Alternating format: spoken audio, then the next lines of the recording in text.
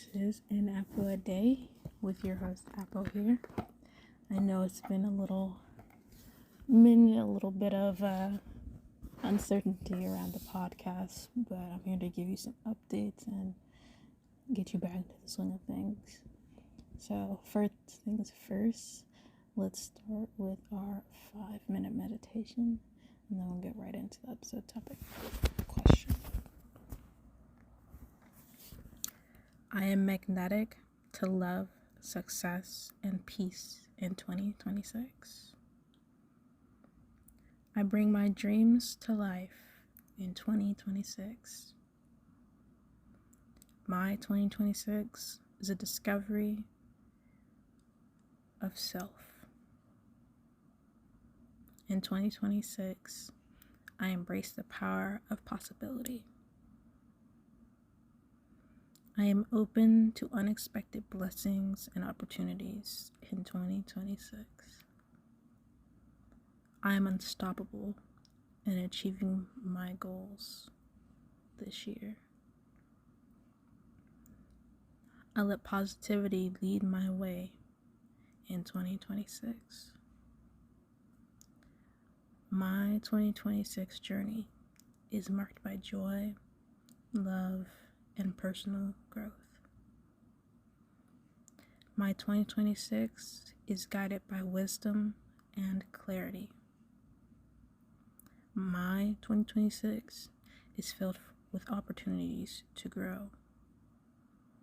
My 2026 goals align with my values and passions. My 2026 is filled with meaningful accomplishments. I am aligned with my highest purpose in this year. My 2026 is guided by gratitude and abundance. I embrace the magic of new beginnings in 2026. My 2026 is built on self-love and kindness. My 2026 is filled with clarity, confidence, and creation. I honor my growth and celebrate my progress in 2026. My 2026 is a reflection of my best self. I am deserving of the success I envision for myself in 2026. I am proud of the person that I am becoming this year. I am aligned with my true purpose in 2026. My 2026 is filled with meaningful relationships. My 2026 is brimming with creativity and inspiration. I embrace each day with open arms and a grateful heart. My 2026 is a year of alignment and flow. I create endless possibilities for myself this year. My 2026 is a year of meaningful progress. My dreams for 2026 inspire me to take action every day. My 2026 is filled with peace, love, and joy. I am fully present in every moment of this year. My 2026 is rooted in love and self-belief. I embrace every lesson 2026 has to offer.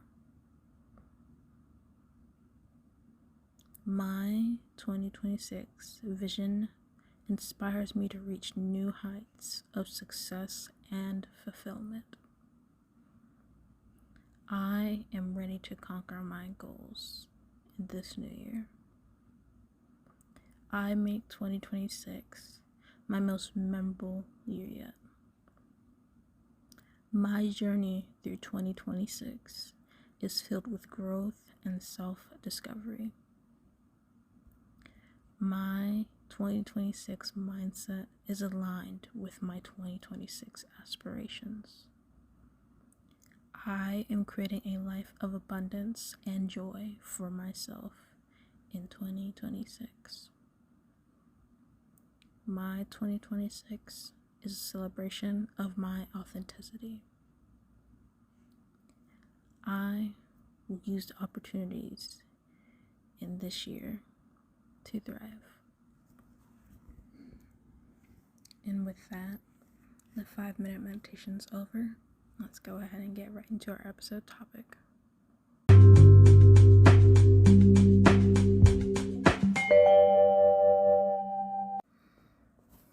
Good morning, or whenever you're in this happy time zone. Hey everyone, welcome back to An Apple a Day. This is your host, Apple here. And we're here to give you some updates on the podcast and get into the episode topic right after. So, a couple of updates, major ones at that, right? And then some other updates that I'll be sharing with you in the upcoming weeks. So, An Apple a Day will be ending. The hiatuses were not just unplanned or just, anything's going on, what's going on.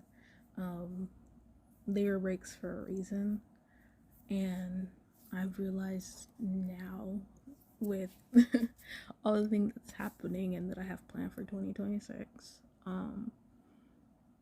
An Apple a Day will not be following me throughout the entirety of the year. And this has already been something that I think I've mentioned before, maybe I haven't mentioned before, but I knew that this podcast was going to end. And for you, get upset or anything, I'm still fulfilling the point of having 3 seasons because that works out with everything that I have in development for this podcast. But the message with this podcast is to be a self-improvement podcast, and there's a lot that I've learned since starting this back in it was April 2022, right? That no longer serves where I'm moving to and where I'm going and what I have in mind for how I'm going to continue to learn and grow. An Apple a Day will always be here for everyone to listen to get knowledge from. I'll personally be re-listening to episodes and learning and growing and reflecting on who I am and how far I've come, but it's not something that's going to continue into the latter parts of 2026, I'll say. So the projected end date is, I think, May 8th on a Friday. And if you may ask, what's next if we're not going to have this? Well, there's a bunch of things that I've been working on since I've been on hiatuses and everything of the sort. When I'm not doing this, I'm not consistent with this, it makes me feel bad because, there is stuff that I have that I want to share in this podcast, but there's also things that the more breaks and pauses that I have, I realize that I become better and more equipped to talk about whatever topic I had on hand than I would have before. So all in all, it's given me a lot of room for more reflection and to be able to give you better discussions. But a couple of things that I will name off. So I was in an anthology, and the anthology is going to be releasing. There will be a launch party and everything like that.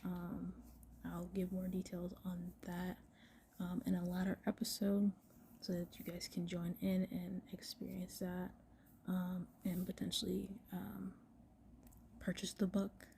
I have a whole chapter in this book, and I really dedicated it to telling my story very raw and very honest. Very similar format to in terms of like how much I share on here. But I just wanted to be very, very honest with myself when I wrote that chapter, and I feel like I did a really good job with that. With that, and with the reflection that I did upon writing that chapter, I went into reflection on, well, what's next after an apple a day, and I have several things after. One of those major things is, I'll be ending my MBA and I'll be starting my PhD eventually in psychology. And one of the topics of discussion I want to delve into is eldest daughter syndrome and, experiences of firstborn daughters, eldest daughters, or just firstborns in general. And essentially how that kind of affects like personalities and stuff like that. So my like segue, my transition, I'm an eldest daughter. I'm the only daughter in my family. So I created the page, Not Your Second Mom. And that's already, up and going. I share, educational stuff, memes, affirmations and stuff on there. And that's on Instagram as of right now. That's the only page I have. It's fully cultivated by me. And it is essentially a place to vent, heal, and grow. So hopefully if that is something that resonates with you, then you will give that page a follow.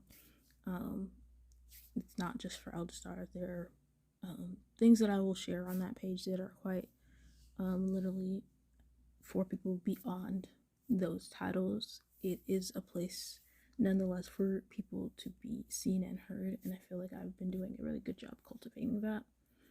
So that I hope that you'll join me there, starting now, as this journey with an apple a day kind of like wraps up. So other stuff in regards to that, I plan on opening a Substack and doing stuff with that. In regards to same type of topics and everything, but doing some more deep dives and stuff like that. Other part is I am doing YouTube, I'm vlogging, and just doing things that I've been putting off for myself that I've wanted to do. And I'll get more into like how that ties into this episode specifically, and then in the latter episodes after, you'll realize how much of these new beginnings that are happening and what it actually means for me to be doing these things for myself. So at the very least, in this podcast, in due time, we're still gonna have 25 episodes per season. We're on episode 18 of season 2, so we got all of season 2 left, and then we have all of season 3 that I feel like you guys will really, really love. But it is a way for me to move to the next chapter, and the next chapter might include another podcast, but I want to be able to have the time and the energy to do that and other things. And I can't do that if I'm doing this and holding this and having this constant hiatus and stuff like that. So an update to the scheduling for podcast release episodes, right? So this episode, because it's gonna not be following me throughout the entirety of 2026, I am now going to be uploading 2 episodes a week on Mondays and Fridays, and they'll be in the mornings. This one's going to be coming out a little bit later because I was drafting timeline for everything yesterday, but it will be back to like the similar time when it's posted. I will be recording my episodes in bulk and in advance to make them like by the week to get them out on time, and it should be, for me, it'll come out basically. I want to shoot for having still the 6 a.m. EST, and that's mainly so that people around the world are hearing it at a decent time. So if you're on the other side of the world, Eastern Hemisphere, then it's like when you're going to bed. If it's the case that you're hearing it in the U.S., for example, or the Western Hemisphere, that you're hearing it when you're just waking up. So I want to make sure that I maintain that sweet spot for this podcast. Now that since I've been out for about 10 minutes now on like the updates and stuff like that, if you have questions, feel free to leave them in the comments. I'll still have the episode topic question on Spotify that you can always respond to. But with that, let's get into the episode topic question. So this week's topic question is, what parts of myself did I lose along the way, and what am I finally ready to reclaim? So this is really such an insightful question, as I've mentioned about how many things I'm starting in 2026, or what I'm starting moving forward, right? So a lot of what I'm starting is a reflection of what I feel like I lost in the past like 2 to 3 years. Being in stress, being in mental turmoil, being unhappy, whatever the case you may want to call it. I lost parts of myself, and I've realized that I'm not willing to continue to lose more parts of myself, and I'm not willing to continue to have lost those parts of myself that I lost before. And the even more important part is, what am I, ready to reclaim? What am I willing to do to reclaim those things? So one of the things that I lost was independence. I feel like I lost independence to make my own decisions and stuff, because I made a failure here or I made a failure there, and it really felt like all anatomy that I had of myself was gone. Because if I slip up in one way, it's like, well, I can't do anything. People have to take over. I'll say I did lose my car. My car kind of killed over on me, and I ended up selling it.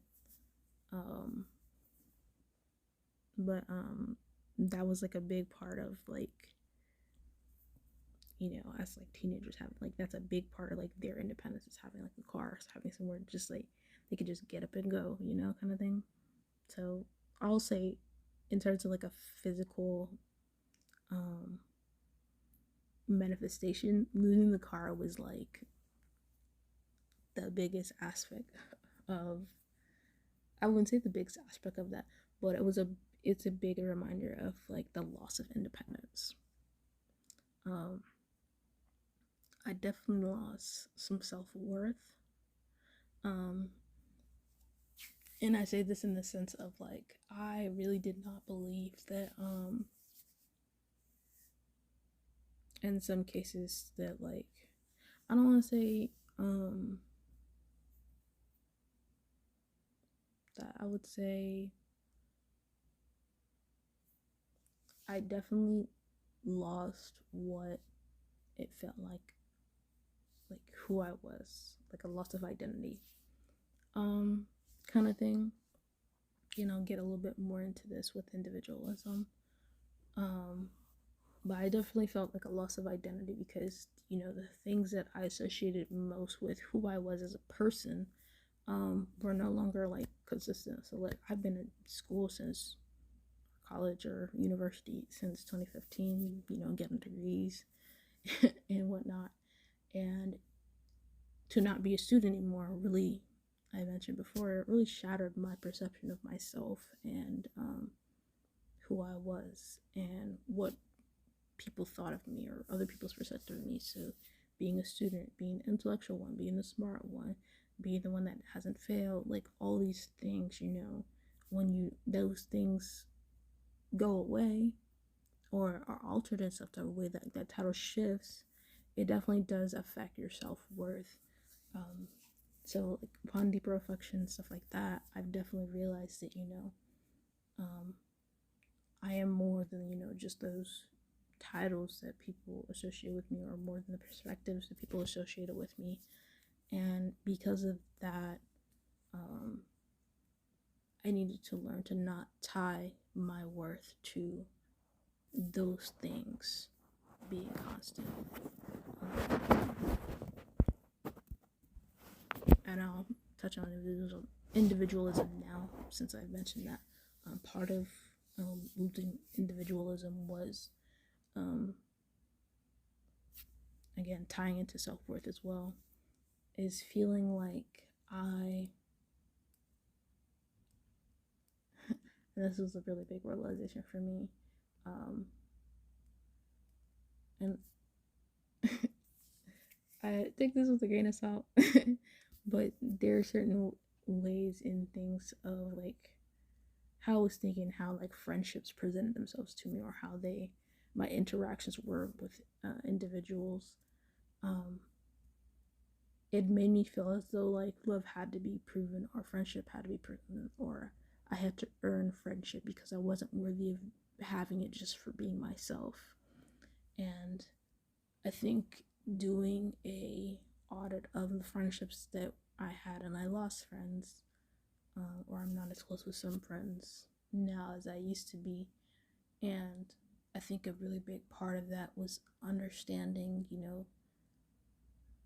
more so now than then, but I had to do a friendship audit of how it felt when certain things didn't go as planned. And because they didn't go as planned, what was the outcome?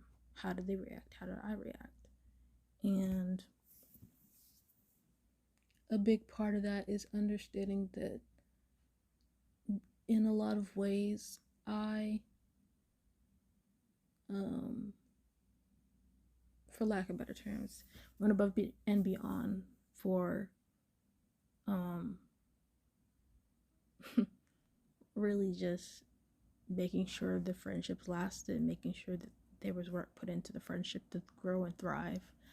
And when I didn't get that reciprocated, or when I in certain times couldn't reciprocate that for myself, or reciprocate that in the friendship or the relationship kind of thing, it showed. It really showed like who was there for me, who was checking on me, who still pursued friendship, or who still pursued connection, even if I wasn't always the person initiating it, right? And that, seeing the people that did, initiate, did, contact me, did reach out, like that meant a lot. Versus people that I thought, may have been closer to me, but they didn't really show that same sort of grace, the same sort of understanding, or they just didn't possess that for themselves because it benefited them for me to pour out more than for them to pour out any or the same amount at all. And I'm definitely using that from what I've learned and reflected on moving forward within friendships, because I'm more so going to meet people where they are, and I have done it long enough, and I would say that this is part of people pleasing structure that I have, but I'm not waiting tooth and nail, jumping through all hoops to validate a friendship that doesn't want me, kind of thing. I'm not putting in that same amount of effort to the degree I'm putting it in if it's not being reciprocated. Usually I'm the type of person, like, I give like 100% or 110% initially, and then it just kind of dwindles down from there to know where I'm supposed to have you at. But I'm just gonna meet people where they are, just as is, and let that be. it. If it grows, it grows. If it doesn't, it doesn't. Um, but I don't want to be in a constant loop of being stuck in giving more of myself and being more of a friend to people than they are being to me. Because it really, I guess, is very hurtful when, like you feel like you have like these really well fostered friend groups, and like things happen, and like that's kind of just like, whoa, like that's actually not what I thought it was. Like that they're not as close to me as I thought I was close to them, or they're not as much of a friend to me as I am to them. So like a broad an analogy, right? That person is your best friend, but to them you're just an acquaintance. I'm not dealing with that anymore. That's not healthy.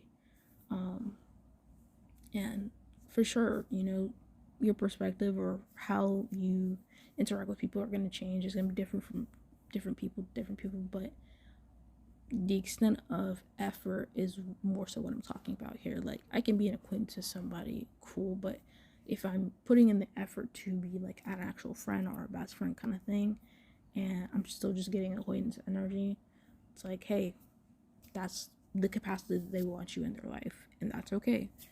And I think understanding that has helped me a lot with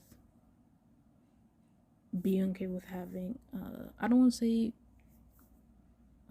really quantity, because I don't really focus on quantity at any point. Of course, I'd like to have a nice group of friends to talk to about different things with different individuals, but it's helped me understand the quality of friendship. So I will say this one quick story before I move on to the next part. One of my newer friends that I made this year, or I should say last year, 2025,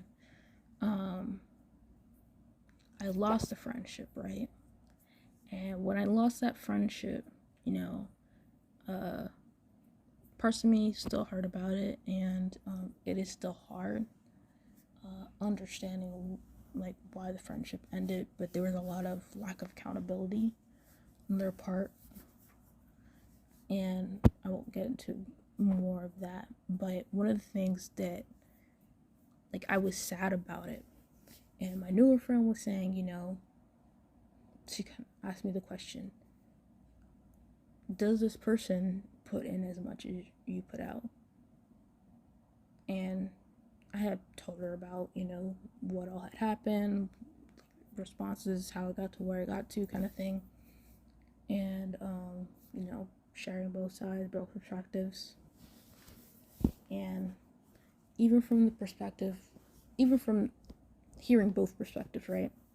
Hearing both aspects of the deterioration of the friendship, she was just like, it doesn't really sound like this person was your friend, like you were her friend.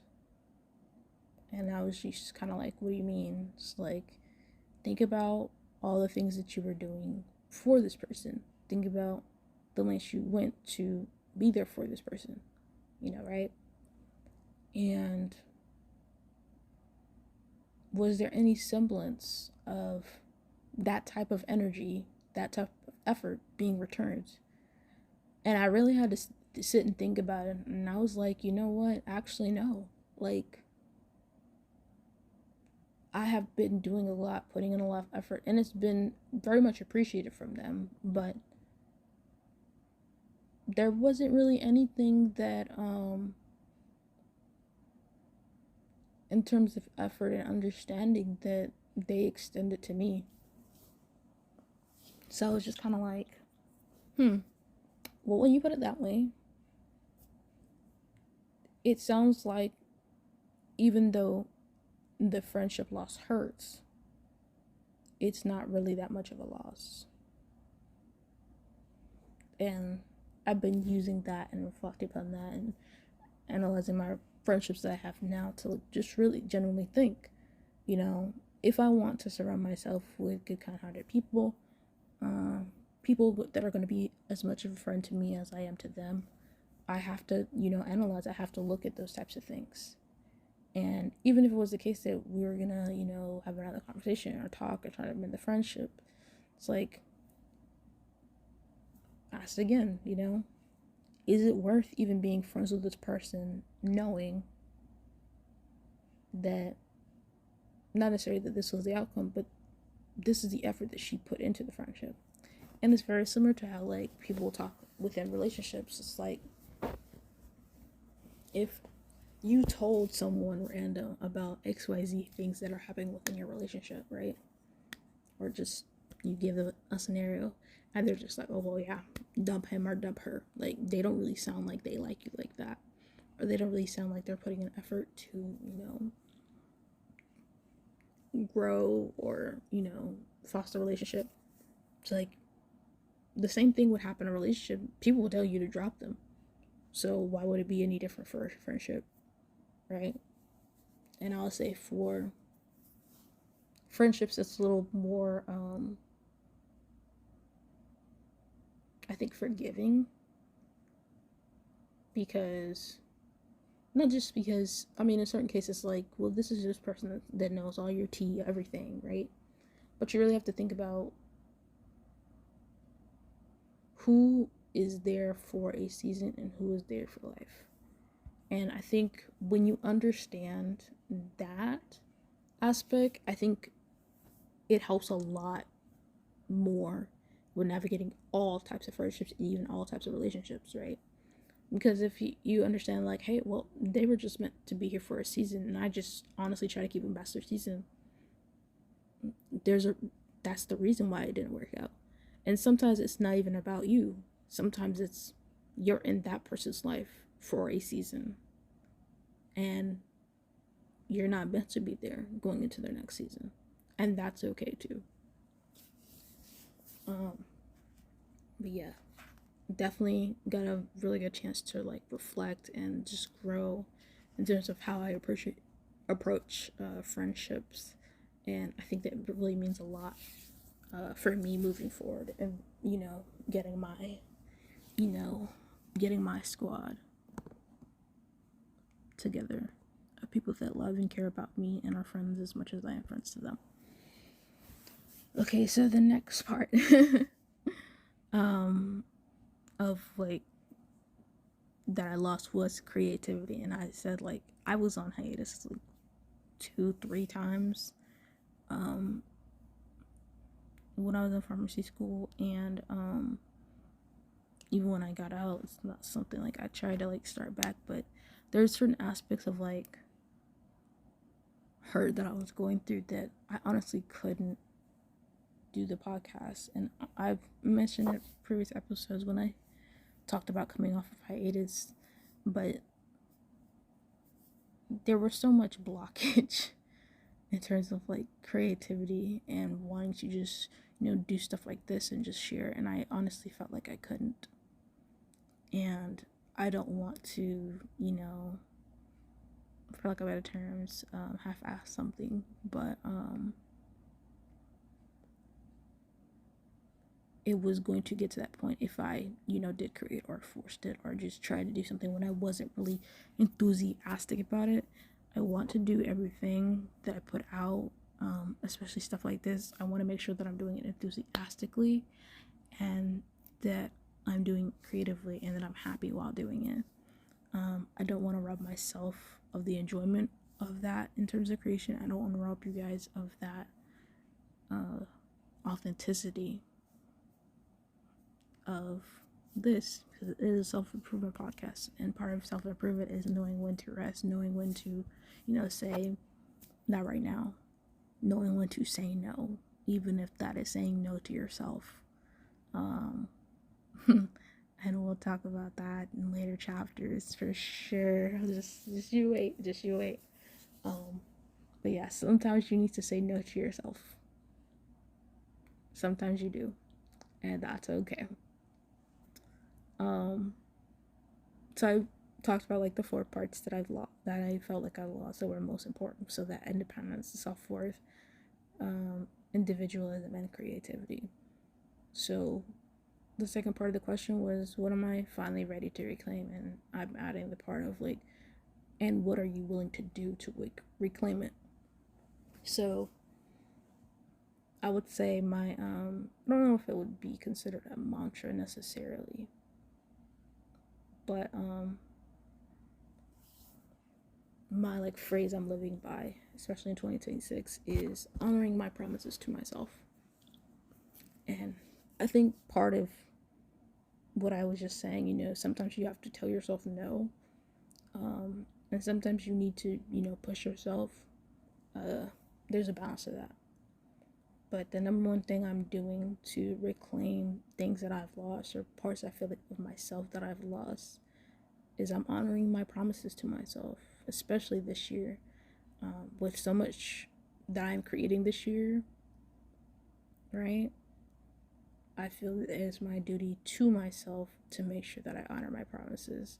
And I'll share, I made a YouTube video on my All Things Auto YouTube. That's basically, I'll be posting everything there now to like have everything be like a central hub rather than a bunch of different like small channels. But with that, I talked about, my advice for starting 2026.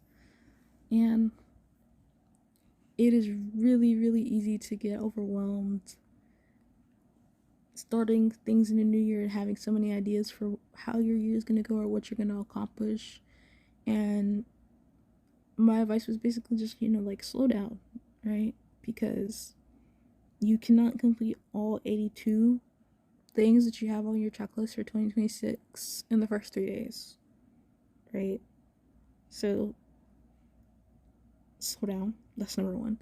And that's even especially so if you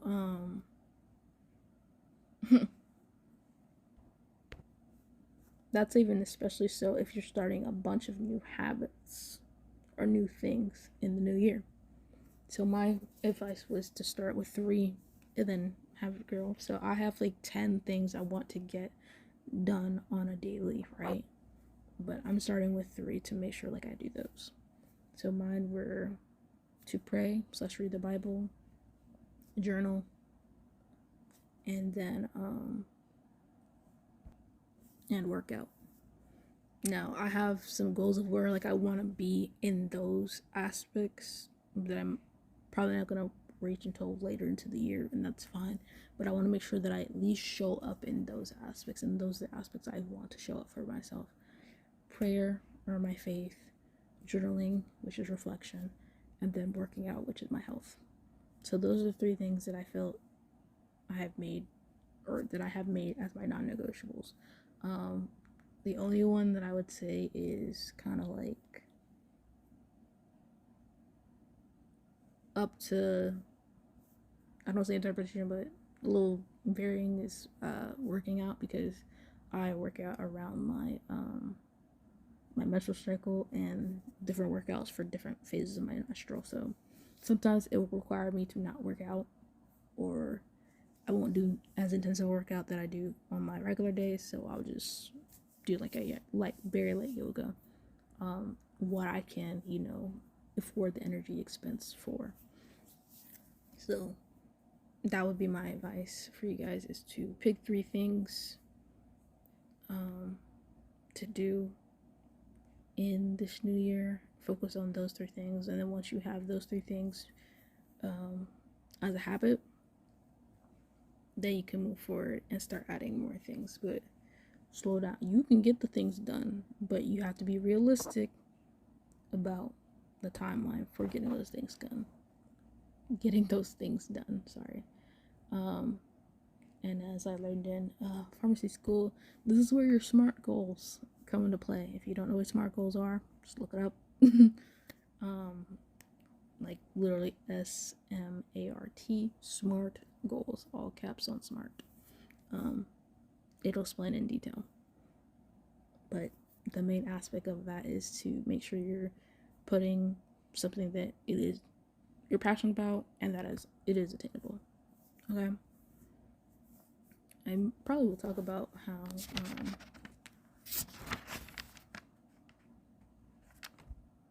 there are aspects of that, and I did SMART goals, like I said, in pharmacy school, and some of my goals, I failed my goals in regards to pharmacy school. So because I failed some of those goals, honestly, that did affect my self-worth. So that's another part of why I said, like, it's very important that what your goals are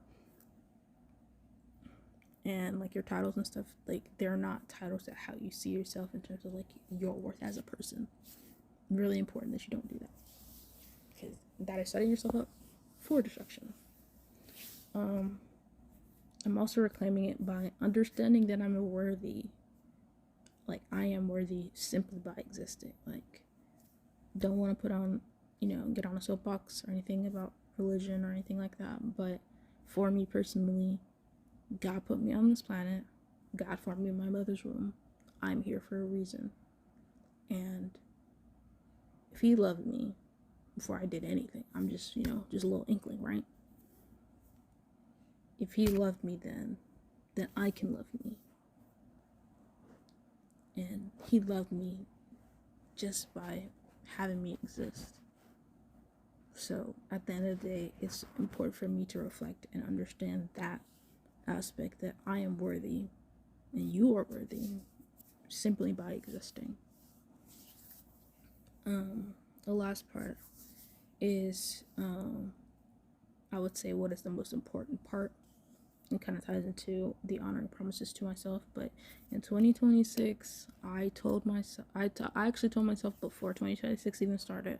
I started working out 3 days before the new year, and I had already like mentally start preparing this like at least a month before the new year started. So like, I mean, technically, it really started around my birthday, but prioritizing myself. And a lot of people be like, wait, well, hold up, you're prioritizing yourself? Like, what does that mean? Like, you don't have any energy for anybody else? Like, what does that mean? Are you just gonna be selfish? No. But also, yes.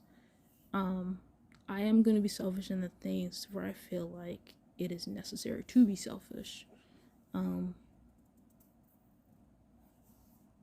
Especially if it's in regard to those things that I felt like I lost in terms of parts of myself. Like, that'll be boundaries to certain things for sure. But I'm mainly prioritizing learning, healing, and growing. And that is going to present itself in so many different ways. I've already shared some of them. That I'll be tackling for 2026. But prioritizing myself is probably going to be the best thing I can do for me, because what I realized with reflecting towards the latter part of this year, and I actually journaled about it, and I'll talk about that probably later, but I'll tell some now. But I did this exercise where I journaled, and I actually didn't finish it until the new year started, so I'm behind in my journaling prompts, but I've been doing my best to like write and journal, and I take a decent amount of time to reflect on things when I have the energy and capacity to do so. But one of the things I was reflecting on, there were certain things that kept repeating, and it was making me happy. And that was one thing I was like, I can't let those continue, because I can't allow myself to be unhappy in those ways. But two, I realized how much I was giving of myself away, and when it came time to pour into me, I didn't really have any energy. I didn't have anything else left in my cup, and that itself was detrimental to who I am and what I'm supposed to stand for as a person. So prioritizing myself is really getting to the point of where I'm making sure that I'm healing and doing what I need to do to make sure that I can be my best self in all capacities that I need to show up in. As a partner, as a friend, eventually as a mother, a daughter, everything, I need to make sure that I'm in my best state to show up as my best self for everyone that is in my life or depends on me. So that is what I mean by prioritizing myself. And prioritizing yourself will look different for different people. It may be, well, I just got to cut everybody off. And I'm not suggesting all that, but it may mean that you do cut some people off, and you have to be okay with that. A really good quote to kind of like summarize that is, the life that you want is gonna cost you the life that you had. And I mean that fully and completely. The life that you want, if you want to live a certain way, have a certain lifestyle, look a certain way, XYZ, the lifestyle that you want is going to cost you the lifestyle that you have. You can't do the same things you were doing before and expect different results. That's the definition of insanity, right? But beyond that, those habits that you had before, they're not conducive for you to have the lifestyle that you had, that you want, right? If it was, then you'd already have that lifestyle, wouldn't you? So that is part of it. You have to transition. You have to let it go. Yeah, play Frozen, whatever you need to do, but you gotta let it go. Let me see. I'm looking at my okay, there's nothing in the rest of season 2 that will talk about that specifically, but definitely that is a quote to live by. The life that I want now, or the life that I want, is going to cost me the life that I had. Again, I don't want to take it to church, they got it in the Bible, but I'm just letting you know, it's going to cost you. And if you really want the things that you say you want, you're going to be willing to give those up. If I'm going to take it to church a little bit, the biblical aspect of it, you have to leave behind your way of life and carry your cross. Leave behind your fishing poles and rods and become a fisher of men. Like, that's what that is. It's going to cost you the life that you had before to get you the life that you want. And with that being said, we're gonna end off the episode. This episode's titled Lost and Found for a reason. And I hope that if you're lost, you are found. You know, he kind of did, leave the 99 to find the one. So I'm not saying you're special or anything, but you're definitely special. God said so. But yeah, so let's end this episode topic off with our 3 good things. So 3 good things, right? I could honestly just say, the 3 things that I'm starting, but really, being able to see the sight to the end of this podcast is actually really eye-opening. Not just because it frees up time, but it feels that, for me, it feels like I've put in a timeline for this purpose so that I can continue with my other purposes. And my purpose, I feel, is just to share what I know, the knowledge that I have, to help people heal, help people reflect, people look inside and inward. So I would say that was number 1. Number 2, 3 good things. I'm on a journey that I didn't necessarily expect that I would be on. In so many different ways that could apply. But in the most apparent way, I came to Atlanta for pharmacy school, and now I wanted to do the dual PharmD MBA, and now I'm just doing my MBA now. And it's like, this is what I was here for initially, and then just certain things just falling into place now for me. It really just feels like I'm doing what is best for me. The more I learn, the more I grow, and every fail or misstep is actually feeling like what is supposed to be happening. Like, it feels genuinely like there is like a method to the madness, so to say, or there's a purpose for, the failings or everything like that. It's really just redirection into where I'm supposed to be. Like, I feel that, like, I physically feel that it's been redirection now, and not just I'm a failure. It is redirection.